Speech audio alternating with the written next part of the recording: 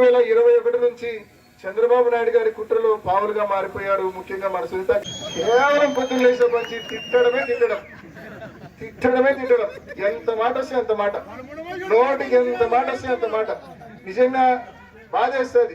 నాకేం కోపం అయితే లేదు కానీ బాధేస్తుంది. ఏందిరా ఇంత ఘోరంగా తిడుతుంటారు మనల్ని. వాళ్ళకు బాగా తెలుసు ఇరికిచ్చింది వాళ్ళే, మళ్ళీ విమర్శించేది వాళ్ళే.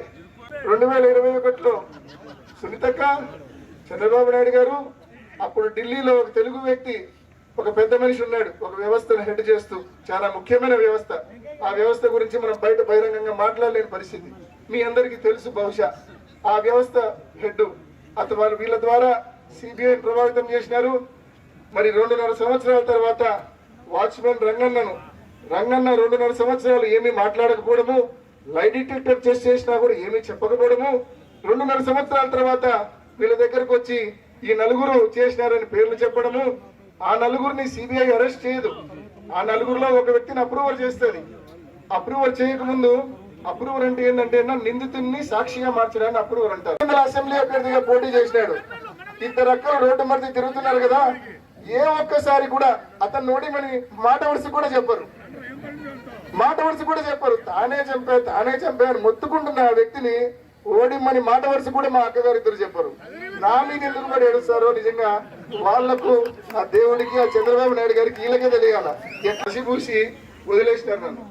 నేను చెప్తా ఉన్నా ఈ 3 ఏళ్లుగా నాన్నను ఇదే తప్పుడు వాంగ్మూలాలు, ఇదే తప్పుడు అప్రూవర్ సాక్ష్యాలు, వీటిని పెట్టి నాన్నను దాదాపు 385 రోజులు నాన్నను జైల్లో పెట్టారు. దేవుడి దయ వల్ల, మీ అందరి ఆశీస్సుల వల్ల ఇటీవల ఆయనకు బెయిల్ వచ్చి కండిషన్ బెయిల్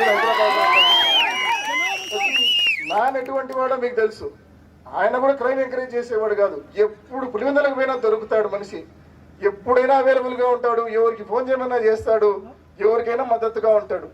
ఆయన నాశనం చేసి ఆయన జైల్లోకి పోయినప్పుడల్లా నేను చూడబోయినప్పుడల్లా ఒక మాట అనేవాడు, నేను జీవితంలో తెలిసి ఎవరికి ద్రోహం చేయలే, కానీ దేవుడు ఎందుకు నాకు ఇట్లా రాసి పెట్టినాడు నా జీవితాన్ని, మనం ఏ తప్పు మనం చేయలేదు, మనకెందుకు దేవుడు ఇట్లా రాసి పెట్టినాడు, ఏంది ఇది నాకేం అర్థం కావడం లేదని ఆయనకు ఆ సమాధానం దొరక్క పాపం చాలా ఇబ్బంది పడినాడు. ఆయన నాకున్న సమయంలోనే మాక్సిమం నేను కవర్ చేసే ప్రయత్నం చేసిన. మీ అందరికి గుర్తుంటుంది, కార్యకర్తకు జగనన్న భరోసా అనే ప్రోగ్రాం సిబిఆర్ డ్యామ్ దగ్గర పెట్టినాం. మనం ఉదయం 5:30కు మొదలు పెట్టినాం, రాత్రి 10:30 వరకు నేను నిలబడుకోండి మీ అందరూ. దేవుడు మనం తప్పు చేయకుంటే మనతో ఎప్పుడు ఉంటాడు. ఈ సమస్యలు అనేటివి వస్తాయి, అప్పుడప్పుడు కొన్ని అకారణంగా వస్తాయి. వచ్చినప్పుడు కూడా దేవుడి సమస్యల్లో మనతో తోడుగా ఉంటాడని కూడా నేను నమ్ముతున్న కారణం ఒకటి ఎవరెన్ని విమర్శలు చేసినా, ఎవరెన్ని మాటలున్నా కూడా తప్పకుండా గట్టిగా నిలబడతాం, గట్టిగా నిలబడి తీరుతాం. రాబోయే రోజుల్లో కూడా ఎదిరిస్తా, ఎవరినైనా ఎదుర్కొంటా. నా దగ్గర ధైర్యం ఉంది. తప్పకుండా రాబోయే రోజుల్లో మీ అందరి సహాయ సహకారాలతో అన్ని విషయాలు కూడా బయటికి వస్తాయి. ఎన్ని వేల అడుగుల లోతులో మీరు దాచిపెట్టినా కూడా ఏవి దాగవు, అన్ని బయటికి వస్తాయి. తప్పకుండా ఆ రోజు వీళ్ళు నాకు ఎలా క్షమాపణ చెప్తారో కూడా చూడాలా, ఖచ్చితంగా వినాలని కూడా నాకు వివేకం పెదనాయన మరణానికి కారణమైన వాళ్ళు తప్పకుండా బయటికి రాకుండా పోరు. 100% ఎస్టాబ్లిష్ అవుతుంది. అది ఎస్టాబ్లిష్ అయ్యేది, అది బయటకు వచ్చేది 100% ఎంత వాస్తవమో అంతే వాస్తవం. ఏంటంటే ఎవరు కుట్ర చేసి నాన్నను ఇరికిచ్చి జగనన్న మీద పొడిదేశారో అది కూడా 100% బయటకు వస్తుందనే విషయాన్ని కూడా మీ అందరికీ, ఎలా కుట్ర చేశారు, ఎందుకు కుట్ర చేశారు, అన్ని ప్రశ్నలకు జవాబులు వస్తాయి. ఎలా వీళ్ళు కుట్ర చేశారు, ఎందుకు వీళ్ళు కుట్ర చేశారు, ఎవరిని కాపాడుకోవడానికి కుట్ర చేశారు, ఈ ప్రశ్నలన్నింటికి కూడా రాబోయే రోజుల్లో తప్పకుండా సమాధానాలు దొరుకుతాయి. రాజశేఖర రెడ్డి గారు జీవితం అంతా పోరాడారు టీడీపీతో, ఎల్లో మీడియాతో, చంద్రబాబు నాయుడుతో.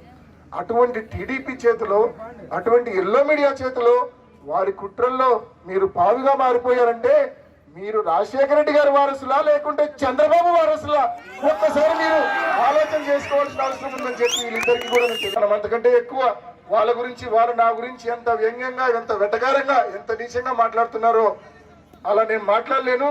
వాళ్ళ టార్గెట్ అలా ఒకటే, అవినాష్ ను కనుమరుగు చేస్తారంట.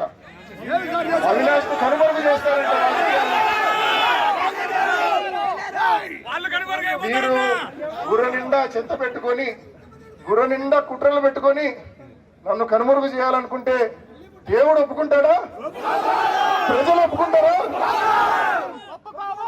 తప్పుడు వ్యక్తుల చేతుల్లోకి పోయి వీళ్ళు చేసే తప్పుడు పనులను ఏ ఒక్కరు సమర్థించారనే విషయాన్ని కూడా పేరు పేరున ప్రతి ఒక్కరికి తెలియజే. మా అక్కగారితో వీళ్ళందరితో పోరాడేందుకు తప్పకుండా శక్తిని మీరే ఇస్తారని చెప్పి కూడా పేరు పేరున మిమ్మల్ని అందరినీ మనవి చేసుకుంటూ, స్పష్టంగా చంద్రబాబు నాయుడు కాంగ్రెస్ పార్టీకి పెట్టిన టాస్క్ ఏంటంటే వైసీపీ ఓటు చీల్చండి, తద్వారా టీడీపీ కూటమికి లబ్ధి చేకూర్చండి. ఇది చంద్రబాబు పెట్టిన టార్గెట్.